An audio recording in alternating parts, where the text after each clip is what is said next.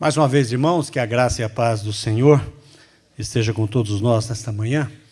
Amém? É meu dever avisar aos irmãos que ainda não estão sabendo que ontem a nossa irmã Nanete foi recolhida pelo Senhor. Ela vinha numa luta com a sua saúde e ela teve que internar. Ela estava com uma pneumonia aspirativa e ela teve uma convulsão muito forte. E ontem aprove o Senhor dar o descanso que ela precisava. Então, nós louvamos a Deus pela vida dela, agradecemos a Deus pela vida da Nanete, pela dedicação dela, missionária há mais de 40 anos, muitos anos no Amazonas, ali, trabalhando com os índios, pregando, e agora ela está na presença do Senhor. Ela, essa semana, teve um tempo de consciência e ela, conversando com o Léo, ela disse... E ela orou pedindo a Deus que Deus pudesse fazer com que ela pudesse enxergar novamente, que ela pudesse ver novamente e que ela fosse liberta. E Deus cumpriu o pedido dela. Ela está na presença do Senhor, consciente, ouvindo, falando, em plena capacidade. Louvado seja o nome do Senhor. Isso é a promessa que Deus tem para cada um de nós. Amém? Pastor Neto está na correria, ele teve que ir lá na Abrilac, teve que ir lá conversar com a irmã dela. Vamos orar pela Nadiege, a irmã dela, para que possa receber a notícia e fique bem, né, apesar das dificuldades. Amém? Vamos orar mais uma vez. Senhor, nós queremos neste momento agradecer ao Senhor pela vida da irmã Nanete, por tudo que ela fez, toda a sua dedicação na obra, ó Deus. E muito obrigado, ó Deus, porque sabemos que há muitos frutos que Nanete agora recolhe, ó Deus, através da sua presença na vida dela, Pai. Muito obrigado. Continua a nos consolar, como igreja, como família dela. E continua, Senhor, também a trabalhar nos nossos corações, que nós possamos pensar em nós também, que amanhã pode ser eu, amanhã pode ser qualquer um de nós, e que, como a Nanete, estejamos todos nós preparados para este encontro. Nós te agradecemos pela vida dela, em nome de Jesus. O velório será amanhã, às 9 horas da manhã, aqui na nossa igreja. Teremos o culto de celebração pela vida dela às 13 horas, teremos aqui, e às 14h30, às 15 horas, será o sepultamento no cemitério da Cerâmica. Palavra de Deus, Hebreus capítulo 10, a partir do verso 23 até o verso 25, nós estamos trabalhando neste mês uma ideia central sobre edificando a família sobre a rocha. E hoje eu quero trazer para você um tema muito interessante que é o spoiler da minha mensagem que essa canção trouxe, que é edificando a família sobre a rocha com a igreja. A igreja como família, na nossa família. A importância da igreja, a importância de você estar aqui nesta manhã para receber do Senhor as bênçãos, para que nós possamos receber do Senhor o consolo mútuo, para que nós possamos orar uns pelos outros, para que nós possamos dar suporte uns pelos outros, para que nós possamos aprender a viver em comunidade cristã. É muito importante. Enquanto tanta gente está dizendo que não é importante ir à igreja, eu quero dizer a você, com 44 anos de vida cristã, que uma das coisas mais importantes que o Senhor Jesus estabeleceu foi a igreja. E Ele a fundou. Nós lemos no texto dos evangelhos que Jesus disse: edificarei a minha igreja. E você é a igreja quando você está na igreja. Você é a igreja quando você está em comunidade, Rafa. É importante nós estarmos aqui, não é isso que nós aprendemos? É importante nós aprendemos que aqui eu tenho um momento em que a irmã Zuleika pode orar por mim, eu posso orar pela irmã Zuleika, eu coloco os meus pedidos, a gente compartilha experiências, aprendemos com a palavra de Deus e a importância da igreja na vida da nossa família. Se eu desse voz a todas as famílias que estão aqui, eu tenho certeza que nós poderíamos falar a importância da igreja na vida da nossa família. E eu quero ler o texto com você, que vai falar exatamente sobre isso. Hebreus capítulo 10, a partir do verso 23, diz assim a palavra do Senhor: guardemos firme a confissão da esperança, sem vacilar, pois quem fez a promessa é fiel. Quem é que fez a promessa? Deus fez a promessa. Verso 24: cuidemos também de nos animar uns aos outros no amor e na prática das boas obras. Não deixemos de nos congregar, como é costume de alguns, infelizmente. Pelo contrário, façamos admoestações, ainda mais agora que vocês veem que o dia se aproxima. Senhor, em nome de Jesus, aqui está a sua palavra. Pedimos ao Senhor que o Senhor abra o nosso coração, ó Pai. Abra a nossa mente para que nós possamos aprender aquilo que o Senhor tem preparado para nós esta manhã. No nome de Jesus. Amém.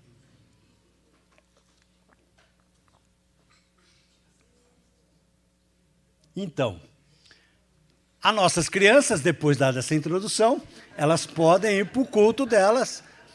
É estratégia, irmãos. É estratégia. As crianças podem estar indo para o culto delas, que está preparado para elas.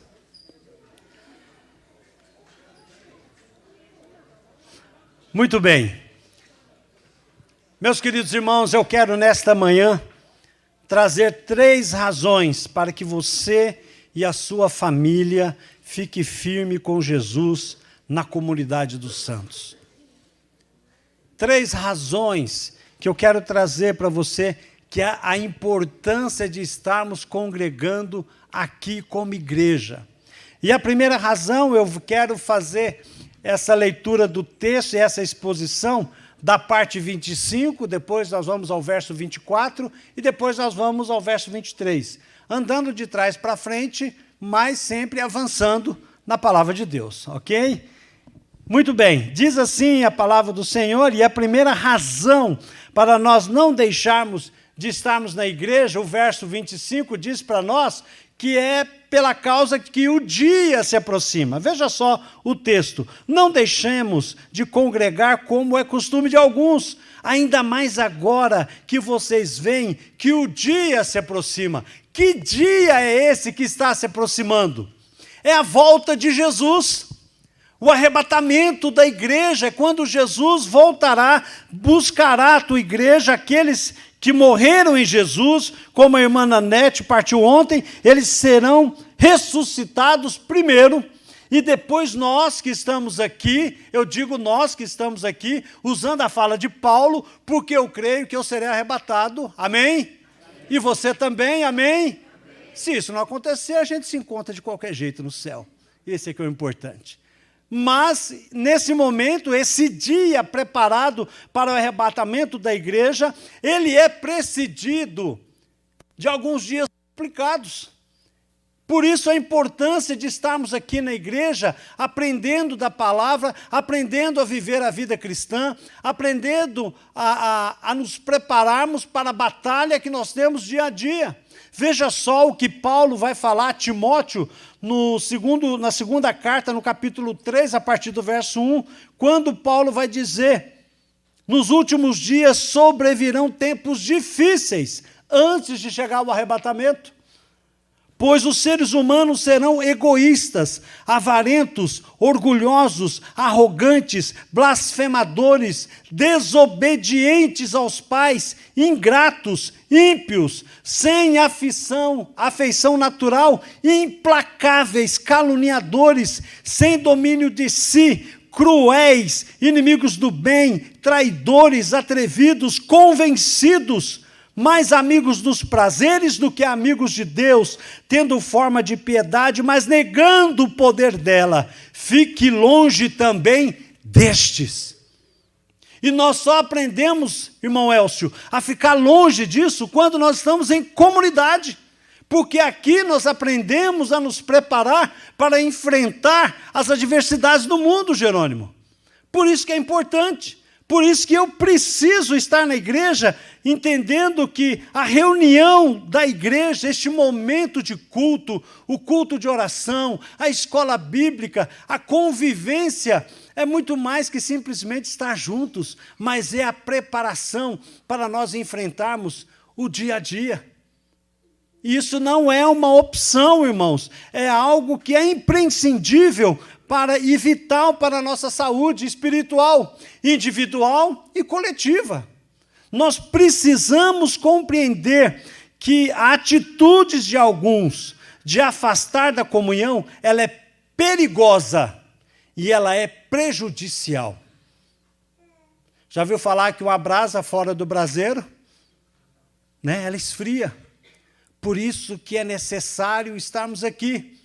Mas, infelizmente, nos momentos mais difíceis que as pessoas atravessam, no momento de crise maior, sabe qual é a tendência das pessoas? Se afastar. Deixar de estar no convívio da igreja. Quando nós enfrentamos uma dificuldade, uma adversidade, seja em qualquer área que for da nossa vida, a tendência humana é a gente se decepcionar com Deus.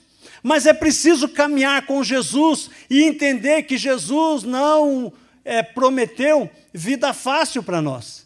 No mundo nós teremos aflições, nós sabemos disso. E é necessário estar na igreja aprendendo da palavra, em comunhão com os irmãos, dizendo: irmão, ore por mim, eu estou passando por uma luta, eu estou passando por uma dificuldade, há problemas na minha vida como família, como casamento, e aqui é uma comunidade, não é uma comunidade para ficar julgando, para ficar fazendo fofoca, nada disso. Procura uma pessoa sábia, procura uma pessoa madura dentro da igreja, busque ela, ore por mim, interceda por mim, para que você possa ter força no Senhor para caminhar, porque somos uma família. Imagina você não partilhar com a sua esposa, Rodrigo, as suas lutas e as suas dificuldades.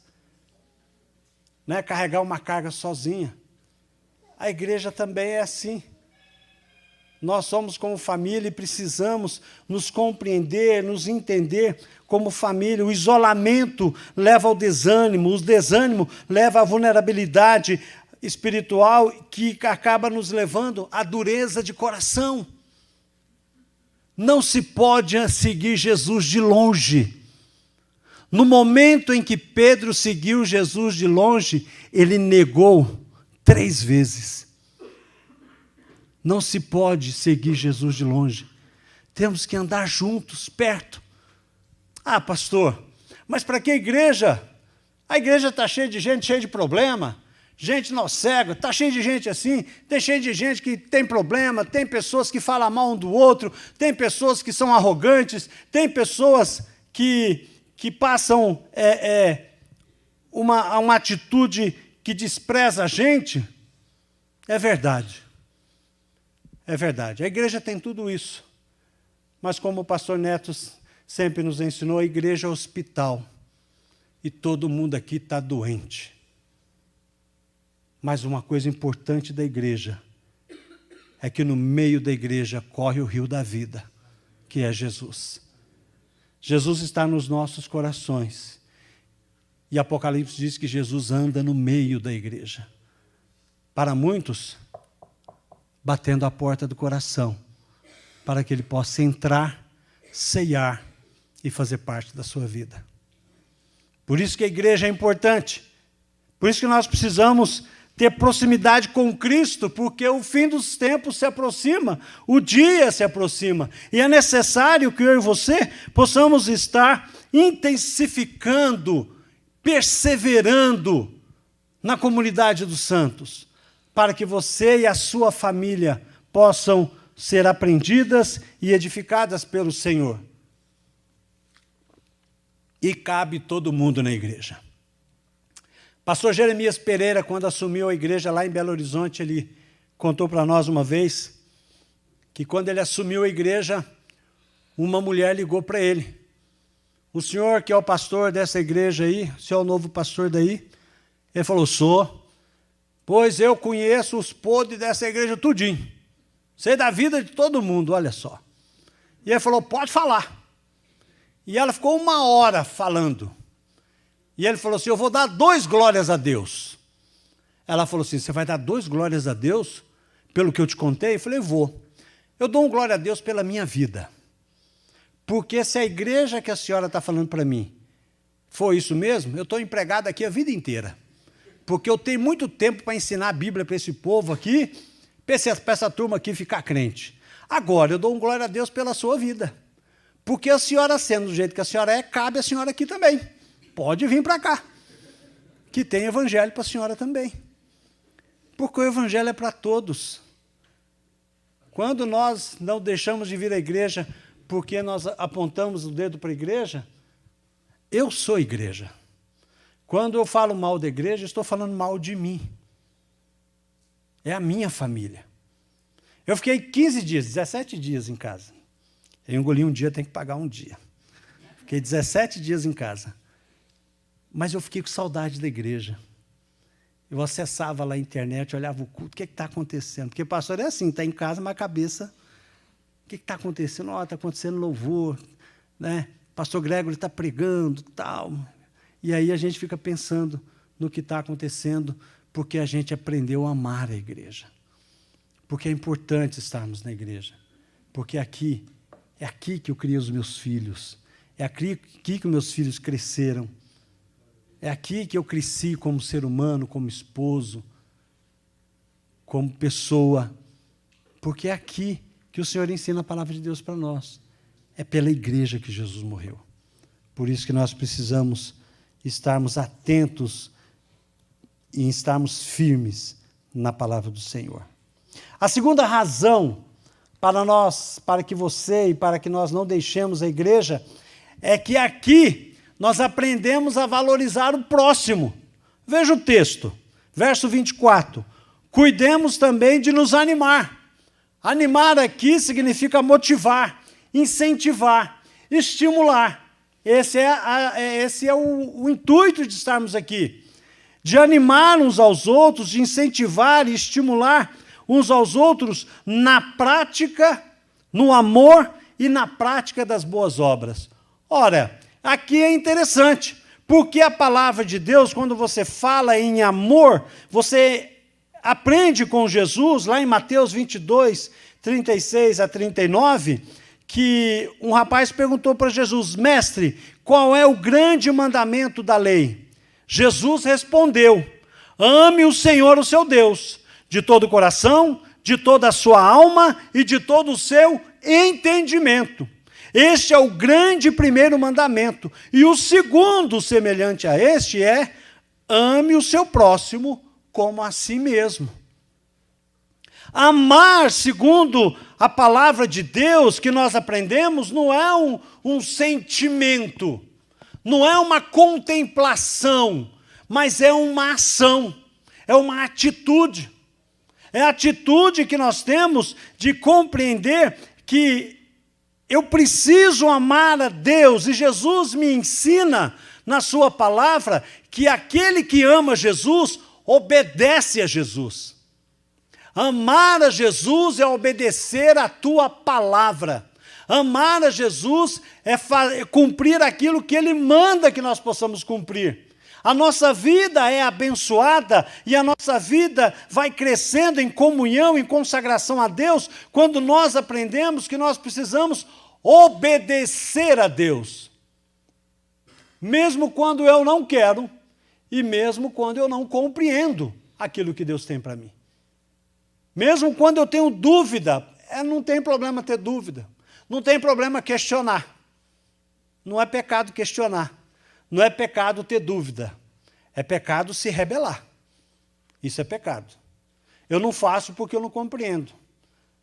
Jesus falou para Pedro, talvez você não compreenda o que eu estou fazendo agora, mas faça, mais tarde você vai compreender. A compreensão vem através do Espírito Santo, que cada vez mais tem uma ação intensificada na nossa vida, na nossa mente e no nosso coração. Precisamos amar a Deus.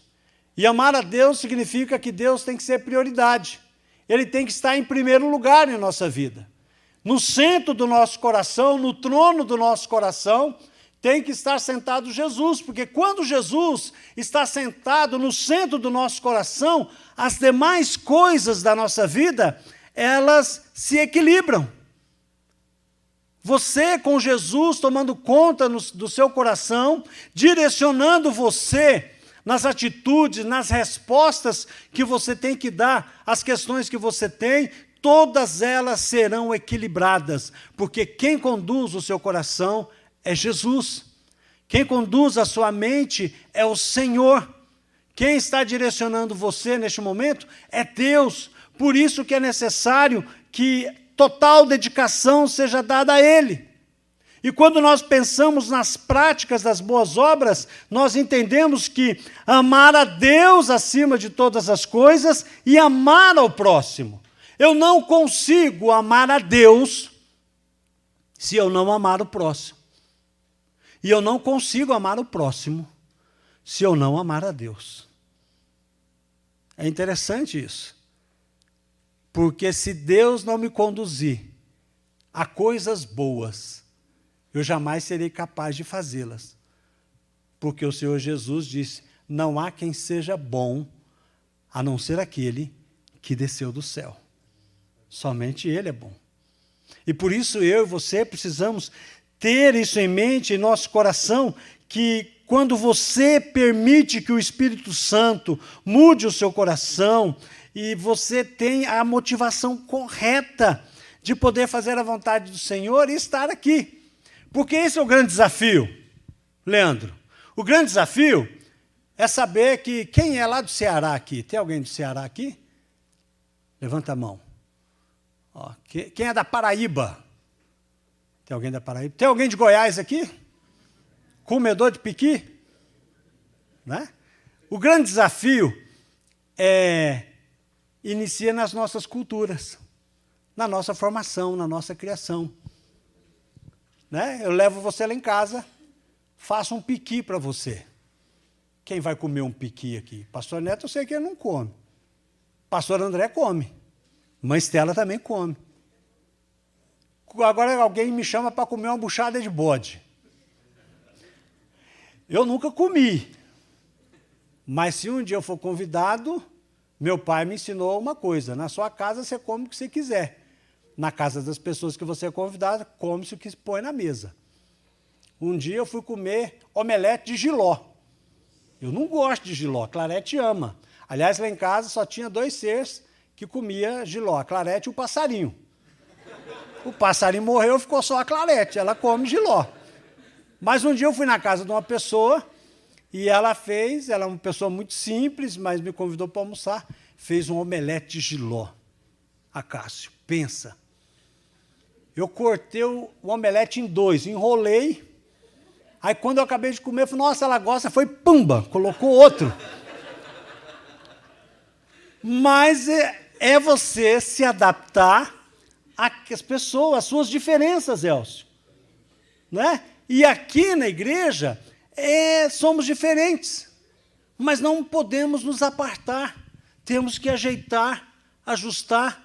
É como um grupo de porco-espinho na geleira, morrendo de frio, começaram a se juntar, mas começou a espetar um ao outro, foi melhor ficar separado. O problema de ficar separado, Lloyd, é que eles começaram a morrer de frio. Aí ele falou assim, é melhor a gente voltar e ficar junto. Mas esse espinho, você chega para lá, chega o meu para cá, e vamos se ajustando. Se ajustando. Nós podemos, por Jesus, viver em comunidade. Nós precisamos, por Jesus, viver como igreja. É de suma importância.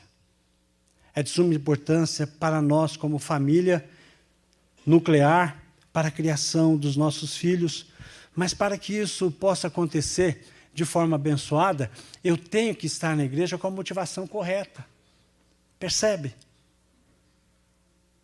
Eu tenho que vir à igreja para ouvir a voz de Deus.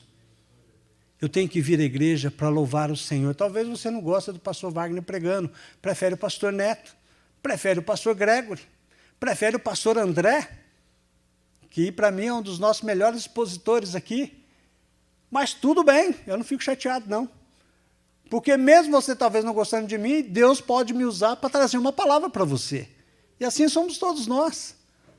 O importante é nós estarmos aqui com a motivação correta.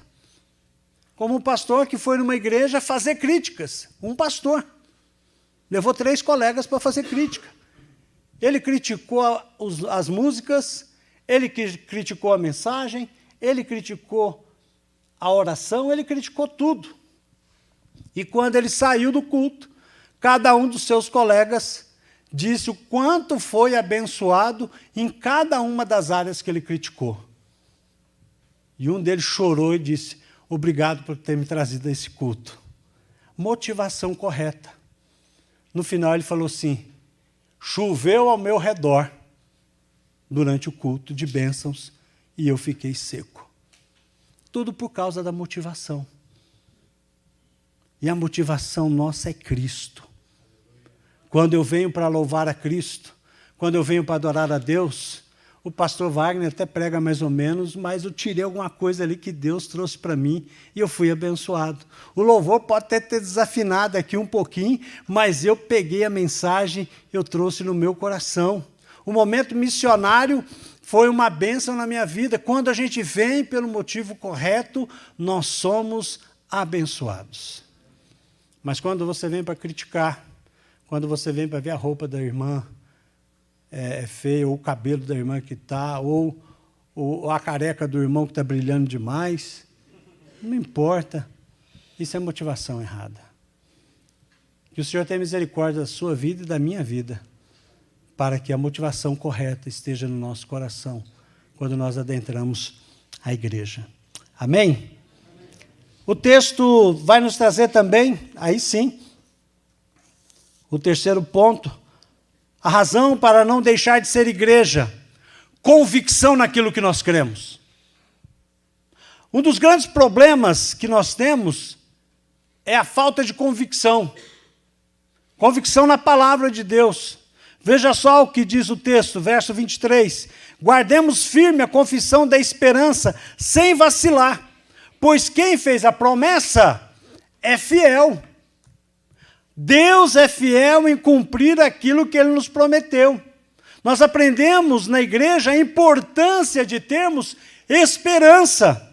Não um mero desejo ou um otimismo, mas uma certeza fundamentada na pessoa de Cristo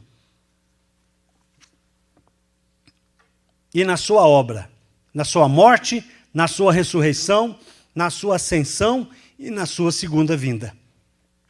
É a certeza da vida eterna, da salvação completa e da glorificação futura. É uma perseverança ativa, especialmente em tempos de dificuldade.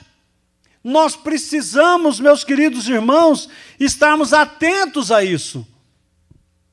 Eu choro no meu coração, entristece o meu coração, quando eu olho para os nossos jovens, para os nossos adolescentes, para os nossos juniores, porque os dias são maus. Através de um celular você pode acessar coisas e ter informações que não é para as nossas crianças. Infelizmente.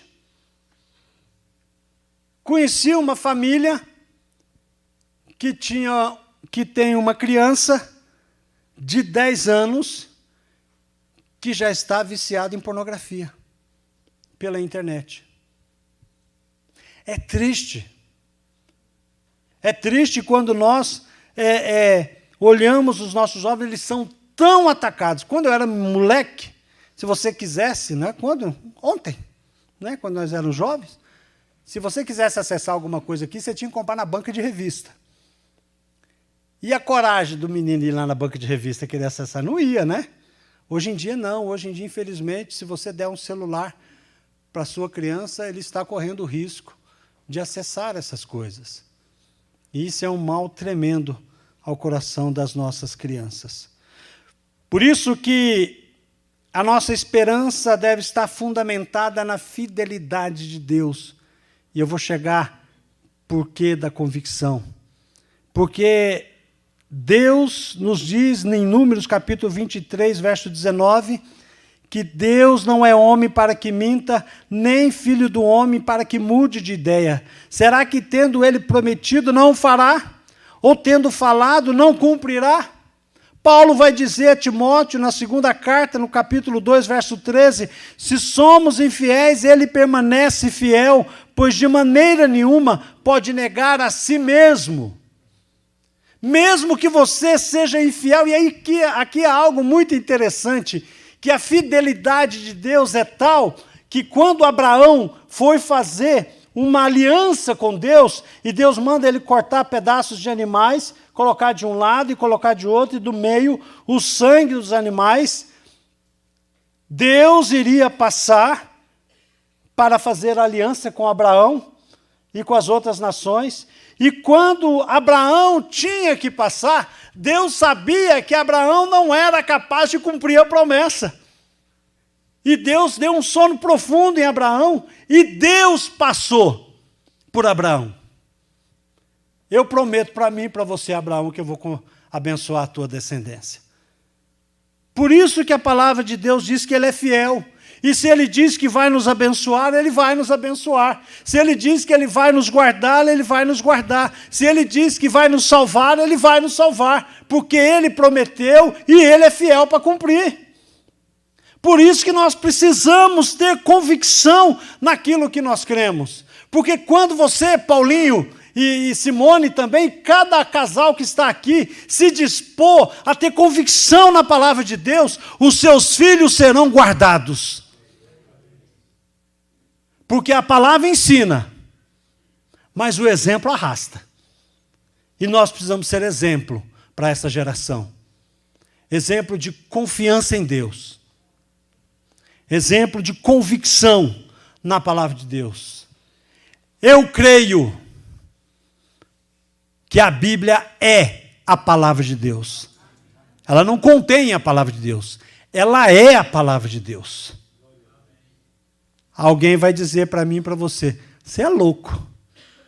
Muito prazer, Wagner Luiz Sintra, o louco. Elcio Azevedo, o louco. E cada um de nós.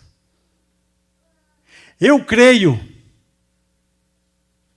que Deus fez um homem e uma mulher no jardim do Éden. Eu creio que na plenitude dos tempos, Deus enviou Jesus através de uma mulher virgem, para que ele pudesse nascer, viver e crescer em graça e conhecimento na presença de Deus e na presença dos homens. Eu creio que Jesus morreu numa cruz, cumprindo o plano da redenção, para que eu e você tivéssemos a vida eterna. Eu creio que Jesus subiu aos céus. Eu creio que este Jesus voltará. Eu creio que Jesus arrebatará a sua igreja. E um dia nós estaremos na presença do Senhor, enquanto muitos joelhos se dobrarão e confessarão que Jesus Cristo é o Senhor, será a nossa redenção. Convicção, irmãos. Não importa o que as pessoas pregam aí, não importa o que as pessoas dizem aí, é necessário conhecer Jesus, é necessário reconhecer o seu pecado, é necessário confessar o seu pecado, é necessário dizer que está arrependido e é necessário convidar Jesus para morar no seu coração. Eu creio nisso. Eu creio que a salvação não é universal. A salvação e o amor de Deus, ele é incondicional, mas a salvação, ela é condicional. Você precisa se arrepender, reconhecer o seu pecado, confessar o seu pecado e convidar Jesus para morar no seu coração. Convicção. Eu e você precisamos ter convicção da palavra de Deus, para que nós possamos andar neste mundo como verdadeiros luzeiros, para que o mundo possa conhecer Jesus. Que o Senhor nos abençoe, que o Senhor nos guarde e que a nossa família possa estar envolvida com a família de Deus. Amém? Feche os seus olhos, eu gostaria de orar por você. Senhor, em nome de Jesus, aqui está a Tua palavra, Senhor. nós pedimos ao Senhor, em primeiro lugar, que o Senhor tenha misericórdia da nossa vida. Perdoa os nossos pecados, Pai. Que nós possamos nos achegar cada vez mais no convívio da Tua igreja, Senhor.